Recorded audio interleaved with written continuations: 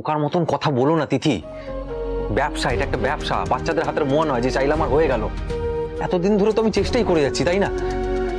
দেখো কত দিকে এরকম বার্থডে পার্টি, বিয়ের বাড়ি, কত কিছু হচ্ছে, অথচ আমার ভাগ্যটা দেখো, একটাও আমার ভাগ্যে জুটছে না।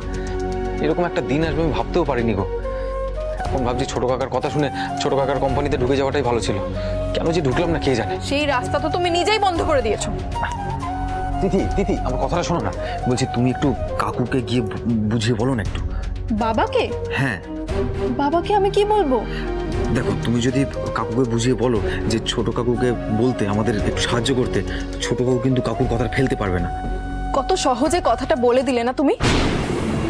আর আমি বড় মুখ করে বলেছিলাম রানার ওরকম কোনো হেল্প লাগবে না, ও নিজেই সমস্ত করে নিতে পারবে।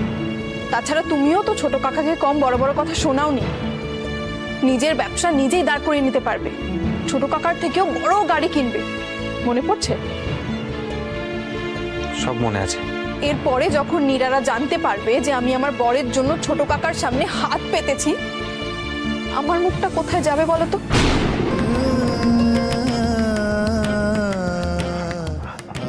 বুঝেছি সব বুঝেছি, কিন্তু কিন্তু আমাদের বাঁচতে হবে তো তিথি। তোমাকে, আমাকে, আমাদের যে আসছে তাকে। এই মুহূর্তে আমাদের আর কি কোনো উপায় আছে? তুমি বলো না তিথি। বুঝতে পারছি না বাবার সামনে আমি এই কথাটা কি করে বলবো।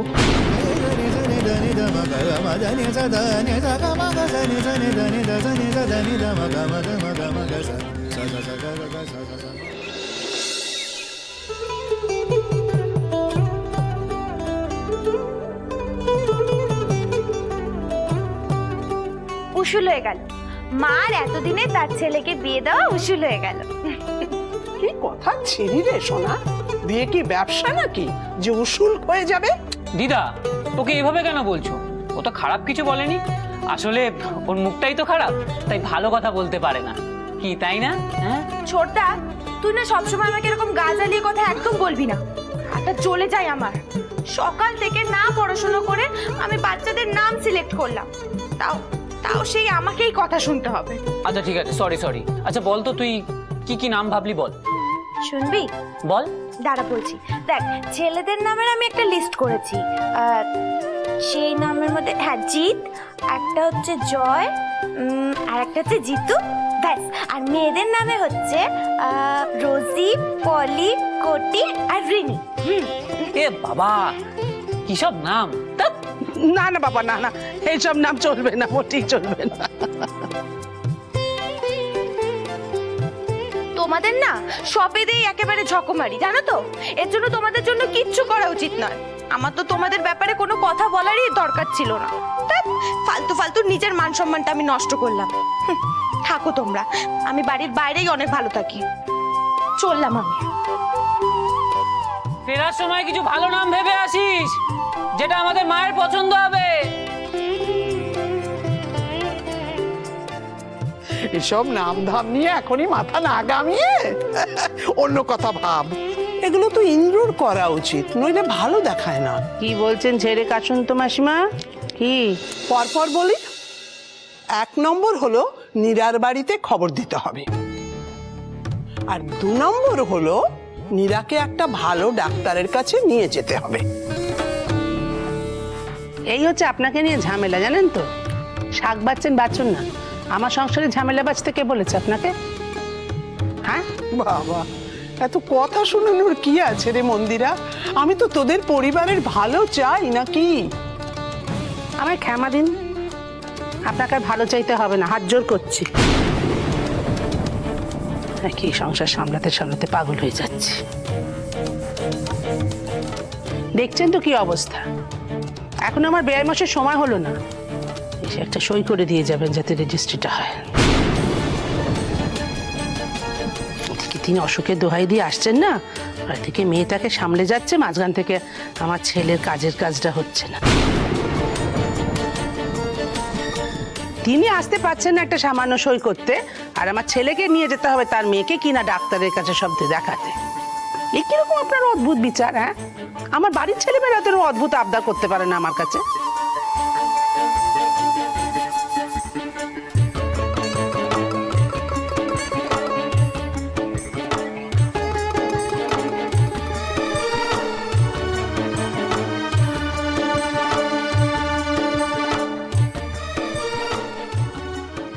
শুনুন মাসিমা, আপনারা কি ভাবেন বলুন তো আমাকে? হ্যাঁ, মুখ্য মানুষ, মাথায় বুদ্ধি নেই, যা বোঝাচ্ছি তাই বুঝবো, হ্যাঁ, যা বলছেন তাই শুনবো। বাহ বাহ বাহ, আপনি কি ভাবছেন আমি কিছু বুঝি না? এই সমস্ত কাজ সাজি আপনার এই প্রিয় বৌমা কাজ সাজি, হ্যাঁ সব বুঝি। শোনো বৌমা,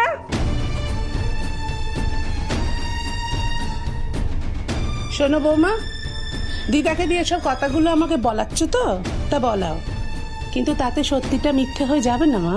হ্যাঁ, তোমার বাবা যেন তেন প্রকারণ সই করাটা এড়িয়ে যাচ্ছেন, আর তুমি সেটা হতে দিচ্ছ কারণ তুমি আমাদের ভালো চাও না। তুমি সত্যি তুলছো তাই তো, নিজের পায়ে নিজে কুড়ুল মারছো মা। একটা কথা খেয়াল রেখো, বাচ্চাটা তোমারই আসছে, ঠিক আছে?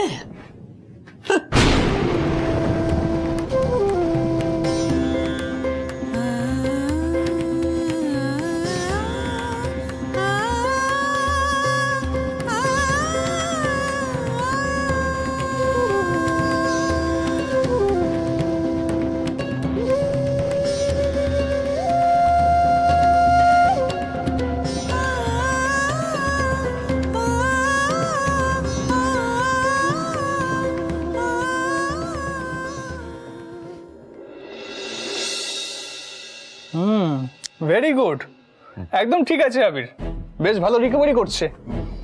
আচ্ছা, আবির কি এখন বাড়ি যেতে পারবে? গ্ল্যাডলি রিসেপশনে বিল ক্লিয়ার করে ডিসচার্জ করে নিতে পারো, আমি লিখে দিচ্ছি। ওকে, থ্যাংক ইউ ডক্টর। হ্যাঁ, আমাকে নয়, ওপরওয়ালাকে দাও। খুব বাঁচে বেঁচে গেছো তুমি। আসি, হ্যাঁ। ও আবির, তোমাকে আগেও বলেছি আবারও বলছি, এরকম হটকারিতা আর নয়। ওকে, আর কোনো প্রশ্নই নেই। যাকে চেয়েছিলাম তাকে যখন পেয়ে গেছি, তখন সুইসাইডের কথা আর স্বপ্নেও ভাববো না। That's good. রূপক, চলো। এই আসছি আমি একটু।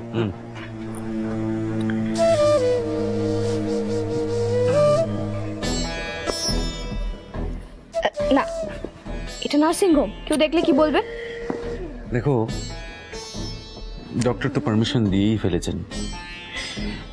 প্রেসক্রিপশন হচ্ছে সুইসাইড নয়, প্রেম করো।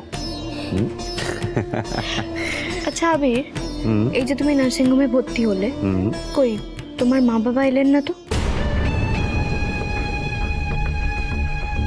কি হলো? হ্যাঁ, মাথা খারাপ নাকি? আমার এই অবস্থা জানলে বাবা মার অবস্থা কি হবে বুঝতে পেরেছো? সেই জন্য আমি খুব ট্যাক্টফুলি বাবা মাকে বলে দিয়েছি যে আমি ওই রূপকের বাড়িতে আছি। তা ভালোই করেছো। শোনো না, আমার না খুব ইচ্ছে করছে তোমার বাবা মার সাথে একদিন দেখা করতে। বলো। ইথি, আসলে আমার বাবা মা তো আমার সাথে থাকেন না। সে কি? তাহলে তোমার ওই পিস্তুত বোন কিভাবে তোমার সাথে থাকে?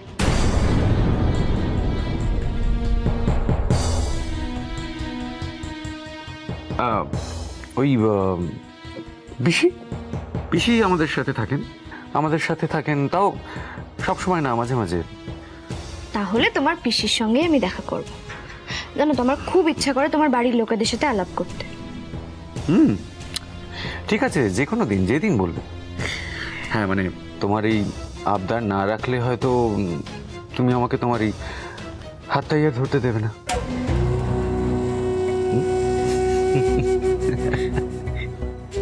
বিথি, দেখো, তুমি হয়তো আমাকে নিয়ে কিছু ভাবোনি, কিন্তু আমি তোমাকে আমার স্ত্রী হিসেবেই মনে করেছি। সেই জন্যই সেদিন স্টুডিওতে আমি তোমার কাছাকাছি আসতে চেয়েছিলাম, কিন্তু তার পরিণতি যে এত মারাত্মক হতে পারে ভাবিনি।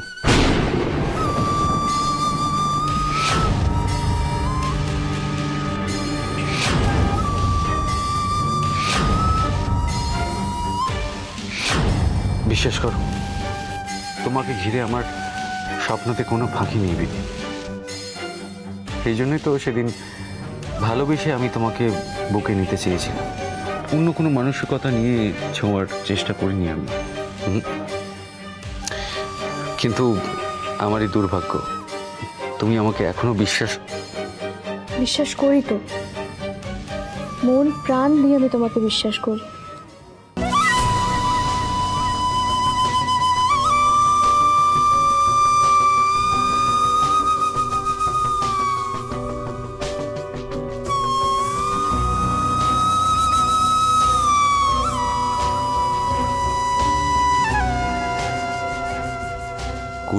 টাকা গচ্চা গেছে এই বিশ্বাস ফিরে পেতে। এবার তো কাজ হাসিল করে ওই পয়সা আমায় উসুল করতেই হবে।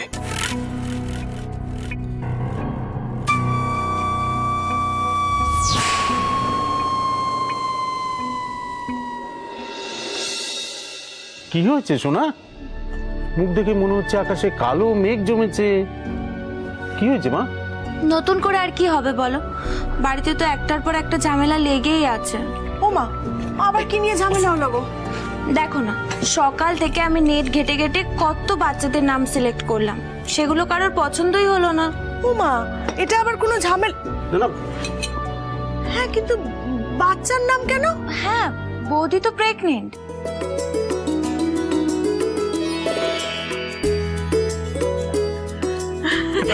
ও মা, এটা খুব ভালো খবর, তাই না? হ্যাঁ। এতক্ষণ জানিসনি কেন? আর তাও দেখো খবরটা দিচ্ছে মনে হচ্ছে যেন নিম পাতা চিবিয়েছে। আরে সব খবর মিষ্টি সহ দিতে হয়। মিষ্টি কোথায়? হ্যাঁ, এই, তুমি ওকে মিষ্টির কথা বলছো কেন? ও কি রোজগার করে নাকি? হ্যাঁ, তাছাড়া ও যদি ওর দাদাকে বলে আমাদের জন্য মিষ্টি নিয়ে আসে, ওকে তো বাড়ির থেকেই বের করে দেবে।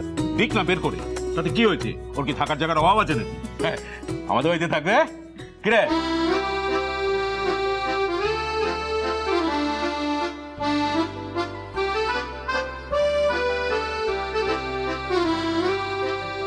দাদা বাজারে একটা দোকান কিনতে চলেছে।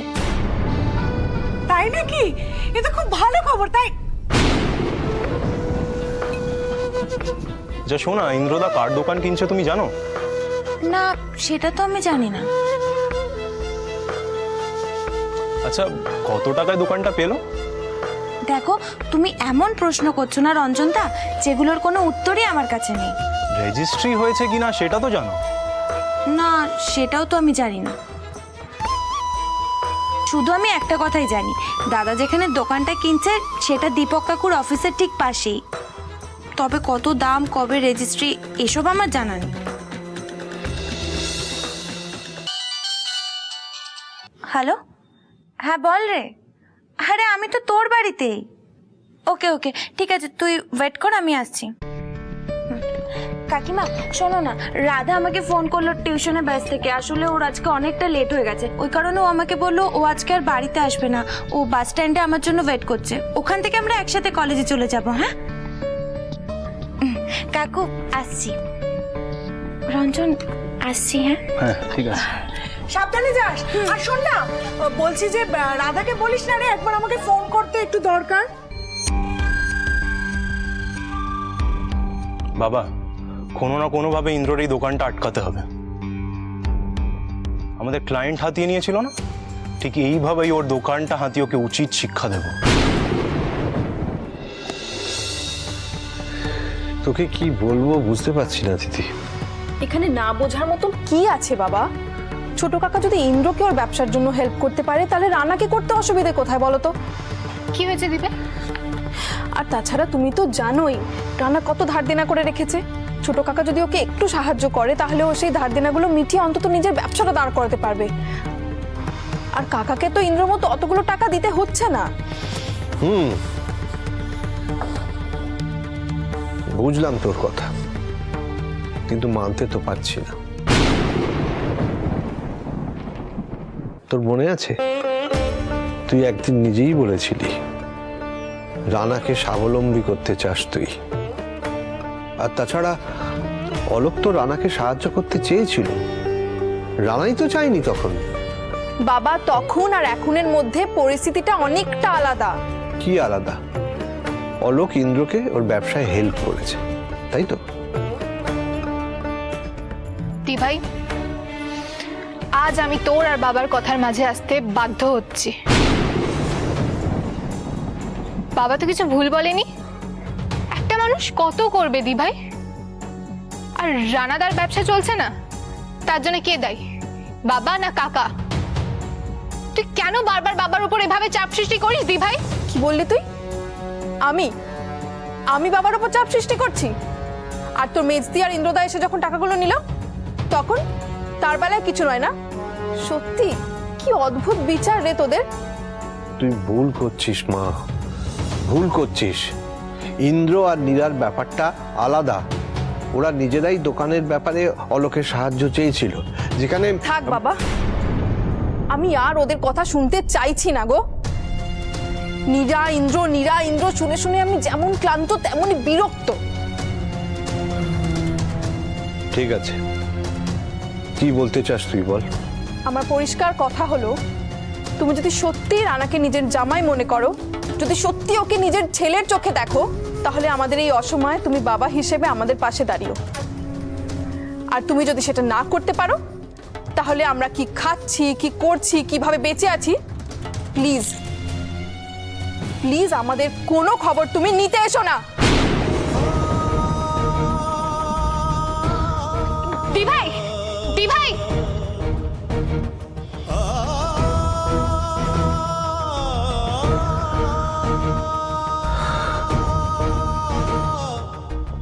মেয়ের কাছে শেষে এই কথাটাই শোনা বাকি ছিল আমার।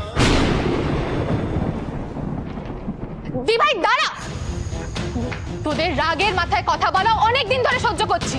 কি ভেবেছিসটা কি, যা খুশি তাই বলে চলে যাবি? এরপর যদি বাবার শরীর খারাপ হয় তখন কি আমরা সামলাবো?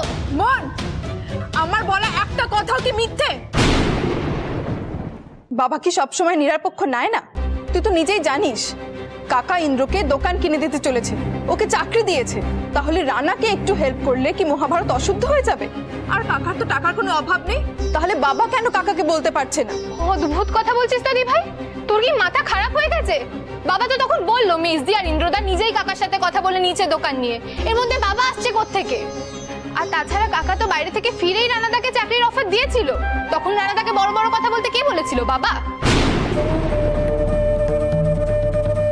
আমি মানছি তখন রানা ভুল করেছিল, কিন্তু এখন তো নিজেই সাহায্য চাইছে, তাহলে বাবা কেন শুনছে না? আর ও বাবার কাছ থেকে তো টাকা চায়নি, ও শুধু বলেছে কাকাকে একবার বলে দিতে, তারপরে ও নিজের ব্যবসাও নিজেই সামনে নেবে। রানাদা যে কি সামলাবে সেটা তুই নিজেও জানিস, তবু নিজেকে মিথ্যে আশা দিয়ে যাচ্ছিস। মন, আচ্ছা আমার সাথে রানার বিয়েটা কে ঠিক করেছিল? বাবা। এর মধ্যে কি আমার কোনো ভূমিকা ছিল? বাবা তো রানাকে ছোট থেকে মানুষ করেছে, সব জেনেই আমার সাথে বিয়েটা দিয়েছিল। তাহলে কি এখন বাবা কোনো দায়িত্ব নেবে না? দি ভাই, তুই বাবাকে দায়িত্ব শেখাচ্ছিস? তোকে একটা কথা বলি, বাবা রানাদার ধার শোধ করার জন্য মায়ের গয়না বিক্রি করতে যাচ্ছিল।